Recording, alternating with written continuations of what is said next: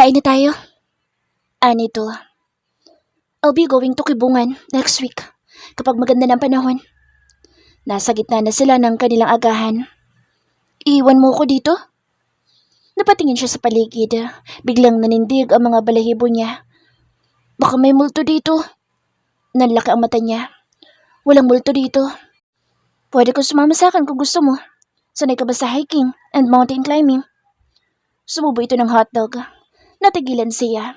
Natulala. Nakasunod ang tingin niya sa bawat galaw nito. Ang mantika mula sa hotdog ay napunta sa gilid ng bibig nito. Ang panga ay gumalaw. Napakagwapo nito. Matangos na matangos ang ilong katulad ng mga Amerikano. Makapalang kilay, medyo singkit ang mga mata at depinado ang panga. Hindi niya namalayang nakatitig na rin ito sa kanya. Tumikhim siya. Masarap? Masarap? Alin na masarap? Nakainin mo? Kinakain mo? Halos sampalin na niya ang bibig niya sa kung ano-ano lumalabas na mga salita. Yes, you can try it. Here. Inilapit dito sa bibig niya ang tinidor na may nakatusok na hotdog. Hindi niya inaasahan iyon kaya bigla siyang napanganga. Kinagat at nalunok ang hotdog na hindi ngumunguya. Nanlak ang mga mata dahil nabulunan. Tinapik-tapik niya ang dibdib dahil sa paninikip. Water. Agad itong nakapunta sa likod niya. Pinainom siya ng tubig. Nguyain mo kasi muna. Inisang inom niya ang tubig at nakahinga ng maluwag nang mawala ang baras sa lalamunan. Pinunasan niya ang matang maluha-luha. Ano nga ulit ang pinag-uusapan natin? Gusto niyang ilayo ang sarili sa kahihiyan. Hindi niya matanggap na para siyang naglalaway sa kagwapuhan nito. Be careful. It's slowly. Ikinumpas niya ang kamay upang pigilan itong magsalita. Huwag na tayo sa usapang kainan. Hindi ko pa na-experience ang hiking and mountain climbing pero gusto ko masubukan. Sasama ko. Bakit tunog walang hiya na naman? Napangiwi siya. Much better.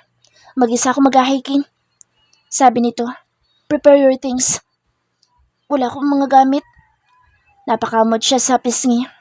Bibili tayo mamaya pagtila ng ulan at bababa tayo ng Baguio. Nakakahiya sa'yo. Pabigat na ba ako? Umiling ito. It's okay. Ikakaltas ko na lang sa sweldo mo. Wag na. Mabilis niyang sagot. Wag na ang? Wag mo na kaltasan. Ayaw niya ng sweldo pero kung magpupumilit ito'y tatanggapin niya. Naisip niya ang pamilya sa probinsya na buwan-buwan niyang pinapadalhan. Bakit pa siya mahihiya kung wala iyon sa katiting na pinagdaanan niya? Okay, if that's what you want, just tell me what you need. I'll give it to you. I need you. Ibibigay mo ba sarili mo sa akin? Nagsalubong ang kilay nito kaya malakas siyang natawa. Pero lang, ang seryoso mo kasi sa pag-okay sa lahat ng mga sinasabi ko. Bakit laging okay sa'yo lahat? Ayoko na sakit ng ulo. Hindi komplikado ang buhay. Tayo ang nagpapakakomplikado. Seryosong sagot nito. Kahit hindi natin gawing komplikado, kusa itong nagiging magulo. Tama naman ito pero minsan may mga pangyayari sa buhay natin na hindi natin makukontrol. Napakapit siya sa braso nito nang makarating sila sa Malcolm Square. Maraming tao dahil sa sikat na lugar. Napatingin sa kanya si Shete. Ang lamig ng kamay mo. Bakas ang pag-aalala nito. Huwag mo kong pansinin. Ganito ako kapag maraming tao. Noon ay sanay siya sa mataong lugar dahil sa dati niyang trabaho pero ngayon ay takot na siya. Ayaw niya sa mga tao. We can go back to the car and go home. Nalakasan niya ang loob niya. Ayaw niyang madamay ito sa takot niya. Dapat siya ang mag-adjust para dito. Pipilitin ko. Are you sure? Tumango siya. Kailangan ko labanan ng takot ko. Hindi dapat ako maging ganito habang buhay. Ngumiti si Shete. Hinaplos ang kanyang kamay na nasa braso nito bago iyon pinagsiklop. I'm here. Don't be afraid. No one can harm you if you're with me. Unti-unting nawala ang pag-aalinlangan niya dahil sa ngiti nito. Nang matansya niyang kaya na niya, inaya niya itong mamili. Napansin niyang inihaharang nito ang katawan kapag may taong nalalapit sa kanya at malaking bagay iyon para sa kanya. Isasabay na rin natin ang pagbili ng mga gulay. Sabi nito. Tumuloy sila sa Maharlika Livelihood Complex. Tuwan-tuwa siya sa mga sariwang gulay at mga prutas. Strawberries? Bulong niya. Pinapanood niya lang ito na mamili. Tahimik siyang natatakam sa paborito niyang prutas. Pulang-pula at halatang bagong pitas. You want strawberries? Pakiramdam niya, lumapad ang tenga niya sa tanong nito. Hindi pa man siya nakakasagot, inabot na nito ang walang lamang basket sa kanya. Go on, pick all you want. Sigurado ka? Baka isang basket ang ilagay ko. Sa loob-loob niya ay tuwang-tuwa siya. Matagal na panahon nung huli siyang makakain ng strawberries. Madalas picture lang ang nakikita niya. Nang tumango ito, hindi na siya nagtanong pa. Ulit, sa takot na magbago ang isip. Kapag walang nakatingin tao, sumusubo siya. Hindi niya mapigilan ang sarili. Napupuno ng kaligayahan ang puso niya. Nang lumipat sila ng pwesto, bitbit na niya ang basket na puno ng strawberries at panay ang kain niya. Halatang paborito mo strawberries. We will go to strawberry farm in La Trinidad before going to Kibungan. Hindi siya nakasagot. Puno ng prutas ang bibig niya pero nagtatalon siya. Tumawa ito. Mabilis niyang nilunok ang pagkain. Bakit ini-spoil mo ko? Patulong mo ako, no? Walang masama sa ginagawa ko. Siguro sa iniisip mo lang. Naglagay ito ng carrots sa dalang basket nito. Wala akong iniisip. Angal niya. Ang totoo, iba ang dating ng mga ginagawa nito para sa kanya. Mas lalo siyang napapalapit dito. Ito palang ang lalaki nagparanas sa kanya ng ganito. Pakiramdam niya mahalaga siya. Napasimangot siya nang maalala ang princess na sinasabi nito. Nawalan siya ng gana. Bakit niya ba nakalimutang may mahal ito? Hindi niya dapat bigyan ng kaguluhan ng kabutihan nito. Bumunggo siya sa likod nito nang tumigil ito sa paglalakad. Kinuha nito ang tumutunog na cellphone na nasa bulsa. Nakita niya ang pagliwanag ng ekspresyon nito nang mabasa ang pangalan sa screen. Princess Laika. Akala niya ang ngiti ipinapakita nito sa kanya ay ang pinakamasayang ngiti na nito. Wala palang katumbas iyon sa ngiti nito dahil sa tumawag. Yes, Princess? Is there a problem? Nakatayo sila pareho sa gitna ng pamilihan. Hindi man lang naisip na tumabi. Bulong niya. Inis niyang sinubong strawberry. What? Alam ba ni Kuya First? Pinagmasdan niya ang iba't ibang ekspresyon nito. Ngingiti na malapad, kukunot ang noo, magsasalubong ang mga kilay at magiging seryoso. Anong meron sa babaeng yun at parang aligaga siya sa isang tawag lang? Sa isip niya. My house is always open for you and for me. I'll wait you to the terminal. No, susunduin kita.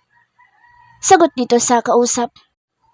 Hindi lang pala ako sinasabihin niya na pwede sa bahay niya. Baka pati pulubi sasagipin. Anya. Malakas ang loob niyang sabihin ang nasa isip dahil alam niyang may sarili na itong mundo kasama ang prinsesa nito. Nakakainis. Take care, okay? Don't stress yourself too much. I'll call you every minute if you are on your way. Halos tumirik na ang mata niya sa pag-irap. Hindi niya may paliwanag ang sobrang inis na nararamdaman. Ni minsan hindi siya nagtanim ng hinanakit sa kapwa maliban sa taon sumira ng buhay niya pero mukhang hindi rin matatanggal ang inis niya sa kausap nito. Ang OA naman ng every minute. Nahiya pang gawing every second. Kausap niya sa sarili. Lihim siyang nagpasalamat nang matapos ang tawag. Akala niya balak pa ng mga ito na magtelebabad. Ibinalik nito ang cellphone sa bulsa tumingin sa kanya. Narinig ko lahat ng mga sinasabi mo. Napailing ito. Napangiwi siya. Di naman ikaw ang kausap ko sarili ko. Depensa niya. Don't do it again. It's rude.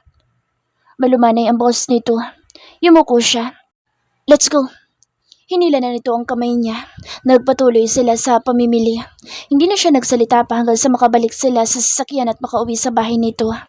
Inabala niya ang sarili sa pagkain ng prutas. Hindi na rin siya kinausap nito na dumagdag sa masama niyang mood. Pinagbuksan siya nito ng pinto ng maiparada ang sasakyan. Pito! Nakarinig siya ng tili. Surprise! Natigilan ng binata kaya na-curious siya. Agad na bumaba. Tumingin siya sa front door. May mukhang manikan tumakbo papalapit sa kanila. Princess! Sagot ni Shete. Yumakap dito ang babae. Nanlaka mga mata niya dahil sa tangkad nito na parang model. Mas mataas sa kanya. Ang puti nitong kutis na parang labanos ay namula sa sikat ng araw. Tao pala. Nausal niya. Nang humuwala ito sa pagyakap na patingin sa kanya. Ngumiti at kumaway. Hello? Lumapit ito sa kanya. Girlfriend ka ba ni Pitong Bansot? Nalipat ang tingin niya kay Shete na halos hanggang balikat lang siya. Bakit bansot kung parang higante? Stop it, princess. Tumatawang saway ng binata. Nag-iwas siya ng tingin dahil sa kirot na naramdaman sa dibdib. Ngayon lang nag-sink in sa isip niya na ito ang babaeng prinsesa ni Siete. Hindi siya nakapagsalita. Akala ko bukas pandating mo. Kinurot nito ang pisngi ng prinsesa. Ngumuso ito. Gusto kasi kitang i-surprise. Nasa meeting na sa first ko. How many days would you stay here?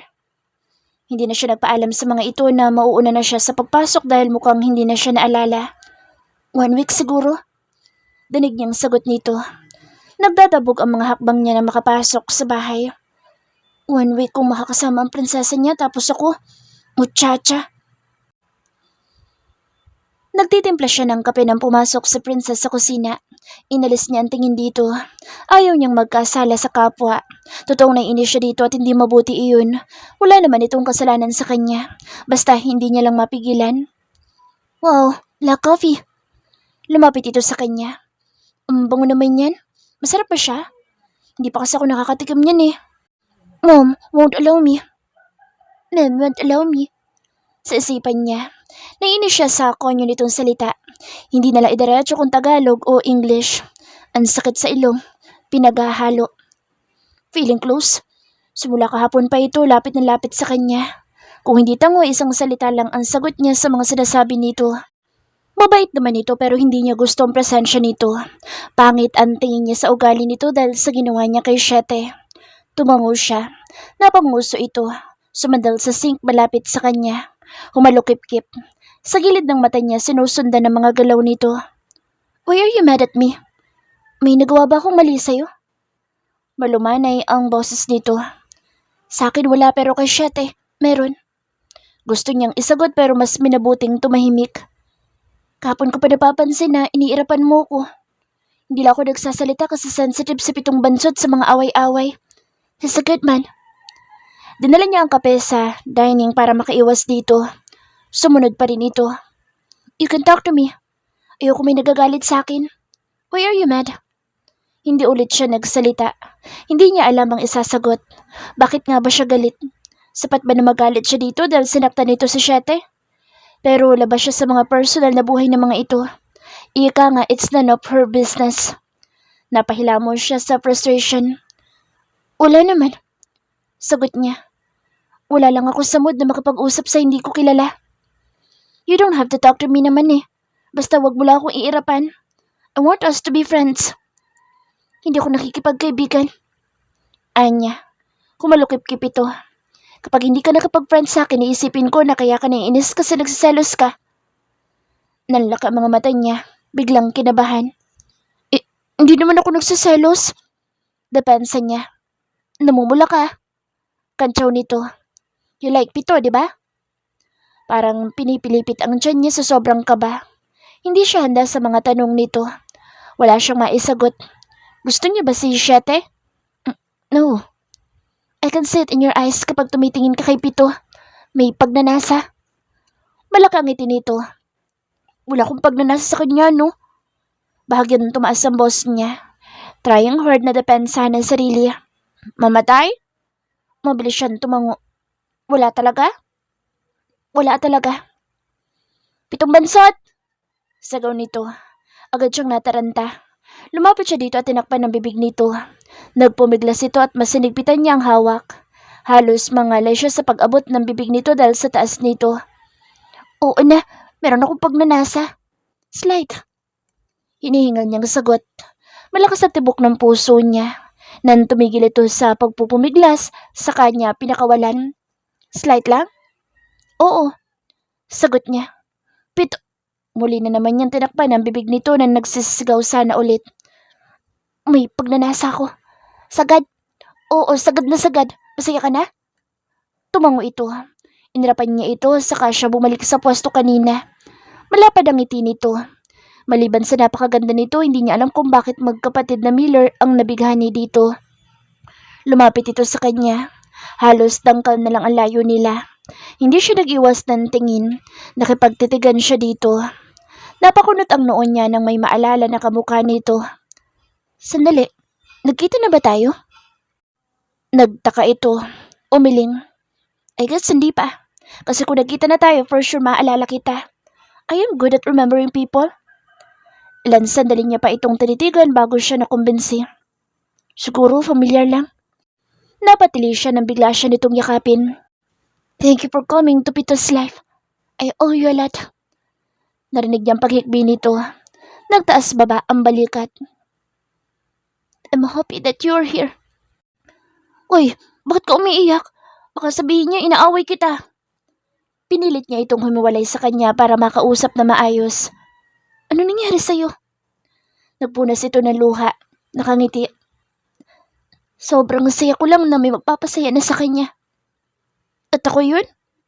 Tumango ito. Lasing ka ba? Bakit naman ako? Katulong niya lang ako dito. Pinilit ko pa. You don't understand. Eh di paintindi mo. Anya. Gusto na naman niyang mapairap pero hindi niya ikakailaan saya nang sabihin nitong siya ang magpapasaya kay Siete kahit hindi totoo. Nasaktan ko siya ng sobra noon at pinagsisisihan ko yun. I love him as a brother at masakit sa akin na masaktan siya. Masaya ako nandito ko ngayon. Ikaw ang unang babaeng nakita ko na naging kasama niya. Ngumuso ito. Dahil sa mga sinasabi mo, nagiging assuming ako. Ayoko mahulog o maging tagasalo na lalaking bigo. Nag-iwas siya ng tingin. Ang ngiti nito'y nabura. Naging malungkot. The Miller's first love is the last true love. Bulong nito. Puno ng kalungkutan. Anong kinalaman nun sa mga sinabi ko? Bumalik siya sa pagkakaupot, uminom ng kape. Gusto kong magmahal siya ulit. What if ilakad kita sa kanya? What if mahalin ka niya? Hindi naging maganda ang dating ng mga sinabi nito sa kanya. Seryoso siyang bumaling dito. So, gusto mo maging sangkalan ako? Gusto mo ako ang gumamot sa mga sugat na naibigay mo sa kanya?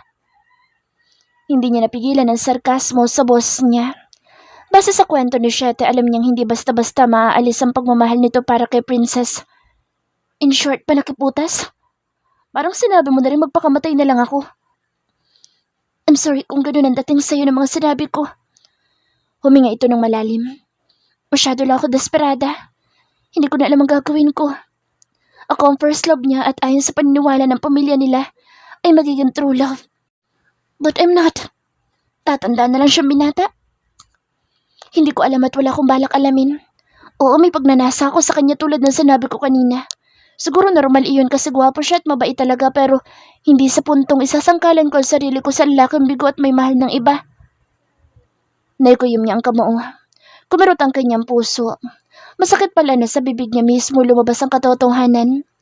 Ito ang first love ni Siete. Anong laban niya kung sakali? Sigurado masasaktan lang siya. Ayaw niyang sumugal. Marami na siyang pasanin at kung dadagdag pa ang pag-ibig ay hindi na niya kakayanin. Pero nasasaktan siya. Natatakot. Mahirap na hindi ka mahal ng taong mahal mo pero mas mahirap yung may mahal pa rin na itong iba bago ka dumating sa buhay niya. Padabog siyang tumayo. Nawalan siya ng gana na humigop ng kape. Iniwan niya ito sa kusina. Naiinsulto siya sa mga sinasabi nito. Tama bang ipamukha sa akin na siya ang first love at hindi na magmamahal sa Siete? Ang corny. Bulong niya. Papunta siya sa kanyang kwarto nang makasalubong niya sa Siete. Napasimangot siya. Nakapambahay ni Sando at jogging pants ito. Halatang katatapos lang mag-workout dahil pawisan. What's with the face? Pinunasan nito ang muka gamit ang towel na dala. Nakataas ang buhok nitong basa sa pawis. Nagpe-flex ang muscles kapag inaangat ang kamay. Hindi niya pinansin ang tanong nito. Nakafocus ang atensyon sa mabato nitong katawan. Tigas siguro. Mapisil nga. Lumapit siya dito at pinisil ang pawisan nitong muscles. Napahagikik siya pero muling sumeryoso. Pumisil ulit siya ng 3 beses bago nagtuloy-tuloy sa paglalakad na parang walang nangyari. Nakasunod ang tingin ni Siete sa kanya. Akala ko ba nakalive ka? Tanong ni Princess. Nakikinig lang si Annalyn sa dalawa. Si Siete ay seryosong nakaharap sa laptop nito na nasa kandungan. Nasa mahabang couch ang dalawa samantalang siya ay sa single couch. Nagkukunwaring nagbabasa ng magazines. I'm not working, Princess. I'm preparing for hiking and mountain climbing. Sumilip siya. Inaharap ni Siete ang laptop sa prinsesa nito. Sayang. Gusto ko sanang sumama. Kaso hindi pwede kasi makakasama sa akin. Sagot nito. But I'll help you. Ituturo ko kung alin ang gusto kong akyatin tapos ikaw na lang umakyat para sa akin. Napapalakpak ito. Halos malukot ang bagong magazine na hawak niya. Naiinis na naman siya. Nagbilang siya sa isipan para kalmahin ang sarili. Tinalo pa sina Jack at Rose ng Titanic. Kung sila, when you jump, I'll jump. Ang dalawa dito, climb the top of the mountains for me. Do whatever you want. Gusto ko ma-experience ang hiking na kasama ka. But I'll care for your health more. May pag-iingat sa boss ng binata. Nagsimulang magturo ng magagandang destination si Princess at lahat siguro na magagandang bundok sa Baguio ay sinabi nito. Magkatabi ang dalawa. Wala namang mali sa posisyon ng mga ito pero hindi maganda ang dating sa kanya. Kapag kasi may asawa na wag na lumandi. Nakakairita. Hindi niya napigilang sabihin. Tutok pa rin ang mata sa magazine pero ang isip ay nasa dalawa. Hindi maganda sa babaeng kumakarengkeng lalo kapag may sabit na. Naglipanan na talaga ngayon. Sabi niya ulit nang walang pumansin sa kanya. Oo, nagpapapansin siya. Are you alright, Annalyn? Sa wakas, pinansin din siya ni Shete. Pilit ang ngiti na ibinaba niya ang binabasa. Just answer my question. Napakamot siya. Wala lang, nanggigigil lang ako dito sa binabasa ko. Napakalandi ng babae. Pagsisinungaling niya. Kumunot ang noon nito. Tumingin sa binabasa niya. Do you mean sex woman in that magazine? Umiling siya. Hindi. Ang kontrabida kasi ditong babae napakarot kahit may asawa na. Ramdam niya ang tingin ni Princess. Kontrabida? Magazine ang binabasa mo, right? Paano nagkaroon ng kontrabida? You're not reading a novel, Annalyn. Seryoso ito. Muntik na niyang tampalin ang muka. Sa sobrang gigil niya, nawala na sa isip niya na wala palang bida at kontrabida sa mga magazines, lalo sa hawak niyang fashion magazine. Tanga mo. Ano kasi? Kilala ko mga models dito. Ang iba kontrabida sa mga movies kaya gigil ako. Palusot niya. Ang totoo wala siyang kilala ni isang model doon. Mga Hollywood personality sa mga iyon. Hindi siya mahilig sa mga banyaga. Napansin niya ang pagpipigil ng tawa ni Princess. Itinaas baba nito mga kilay na magkatinginan sila.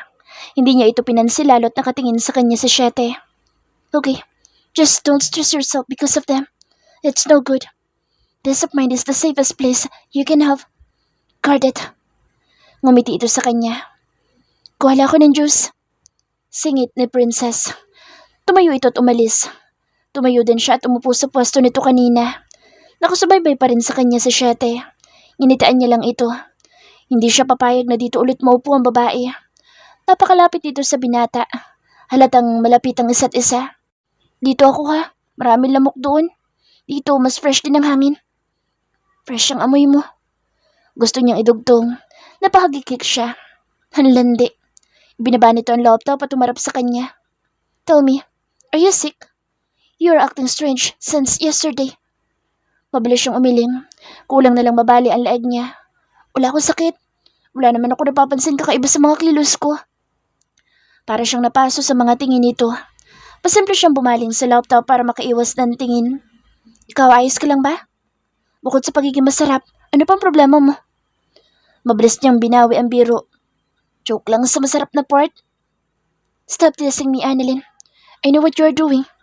I'm still a man. Stop flirting with me. Napalunok siya. Itatanggi niya hanggat kaya niya. Nakakamatay ang pagiging assuming.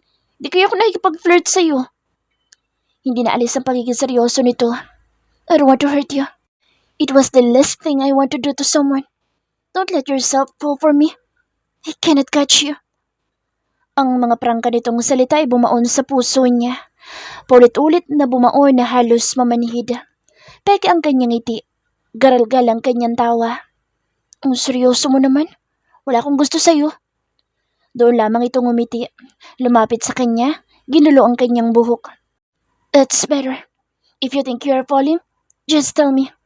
I distance myself from you. Tangulang ang naisagot niya. Tahimik niyang kinimkim ang sakit mula sa mga salita nito. Shete? Nasaan ka? Walang sumagot. Ilang ulit siyang kumatok pero wala pa din. Pinihit niya ang doorknob. Bukas iyon kaya dahan-dahan siyang pumasok. Inilibot niya ang tingin sa buong silid. Hindi niya ito nakita. Bukas ang laptop nito na nasa gitna ng kama. Nakarinig siya ng lagaslas ng tubig. Humakbang siyang papalapit sa isa pang pinto kung saan ang galing ang ingay. Akmang bubuksan niya iyon nang mauna itong buksan ng tao sa loob. Si Siete. Nanlaki ang mga mata niya. Labis ang gulat niya na makita ang hubad nitong katawan. Walang saplot ni isa. Malinaw na malinaw sa kanyang paningin ang kabuuan nito. Pati ang pagkalalaki nito na nakaturo sa kanya. Nakaturo sa akin? Bakit ako? Nausal niya. Naging blanko ang isip niya. Hindi malaman ang dapat na gawin. Naikuyom niya mga kamao sa sobrang kaba. Hindi niya namalaya na sa sobrang kabay kinakanta na niya isang online shopping advertisement song. Hiyang-hiya siya na halos silingin niya maglaho na lang. Nanginginig siyang tumalikod. Nakataas ang kamay, winawagayway sa ere. Malakas na kumakanta. Nang mawala sa isip ang sunod na lyrics ay kumaripa siya ng takbo palabas sa kwarto nito. Dumiretso siya sa kwarto niya, naglock ng pinto at nagtalakbong sa gitna ng kamay. Kinagat niya ang unan at doon nagsisisigaw. Pinagpawisan siya sa sobrang kaba. Mariin siyang pumikit. Agading napadilat nang maalala kung gaano kahaba at kalaki ang nakita niya kay Siete. Napahalakhak siya. Umalis sa ilalim ng kumot, tumayo at sumayaw. Hinihingal siyang naupo. Nasapo niyang ulo sa kapangahasan niya. Hindi dapat siya basta-basta pumasok sa kwarto nito. Paano kung magalit ito sa kanya? Hindi niya intensyon na silipan ito. Gusto niya lang itong makausap. She heard a knock. Her eyes widened in nervousness. She doesn't know what to do, how to face him after what happened. Annalyn? Lumakas ang kabog ng kanyang dibdib sa pagtawag nito sa kanya. Kailangan mo siyang harapin. She talked to herself. Tumikim siya. Sinusubukang kalmahin ang sarili. Paano siya titingin diretso sa mukha nito kung ang maaalala niya ay ang nakita niyang hindi ka nais-nais? Hindi nga ba ka nais-nais? Annalyn, can you open the door? Let's talk. Seryosong boss nito. Napilitan siyang harapin ito. Binuksan niya ang pinto at hinanda ang ngiti. Ano yun? Unang dumako ang tingin niya sa ilalim at nakahinga ng maluwag dahil nakadamit na ito. Come to my room. Tumalikod agad ito. Sa kwarto mo? Don't you know what's the meaning of my room? Do I need to repeat myself? Umiling siya. Nang tumalikod ulit ito ay sinamangutan niya. Alam niyang mali ang ginawa niyang pagpasok sa room nito pero kahapon niya pa napapansin ang kasungitan nito. Hindi siya kinausap mula kahapon. Para lang siyang hangin. Porket nandito ang prinsesa niya. Anya sa sarili. Kaya siya pumunta sa kwarto nito para kausapin ito para tanungin kung may nagawa ba siyang mali. Kaso mukhang ngayon meron na nga. Malilit ang hakbang niya hanggang sa makabalik sa kwarto nito. Malinis iyon. Yun agad ang unang mapapansin ng kung sino man papasok sa kwarto nito. Halos lahat puti. Siguro dahil doktor ito kaya ganoon. Nakasunod lang ang tingin niya dito. Umupo ito sa paanan ng kama. Anong gagawin namin dito? Kinakabahan na naman siya. Wala nang pahinga ang dibdib niya sa sunod-sunod na kaba. Paano kung hingin niyang katawan ko? Paano kung gusto niya ako at pilitin sa bagay na gusto ko? Sa hindi ko gusto. Nagsimulang pagpawisan ng kanyang mga palad. Pakiramdam niya aatakihin na naman siya ng kanyang trauma. This is not good for her. She should control her emotions. Stop overthinking. Sabi nito na ikinawala ng hindi magandang ideya ang pumapasok sa isip niya. I would not harm you. I just want to tell you something about privacy. My privacy. Pinagdiinan nito ang huling dalawang salita. Sorry sa bigla kong pagpasok. Yumuko siya. Pisil-pisil ang dulo ng mga daliri. Nothing to worry but I hope it would not happen again. I value my privacy more than anything else. Naintindihan ko. Pero sabi mo na kapag may kailangan ako, pwede kitang puntahan. He nodded. Yes, but learn how to knock. I'm just concerned about you. I don't want to trigger something inside you and ruin your peace of mind. You know what I'm talking about, right? Inangat niya ang tingin dito. Sorry. You are in the process of healing.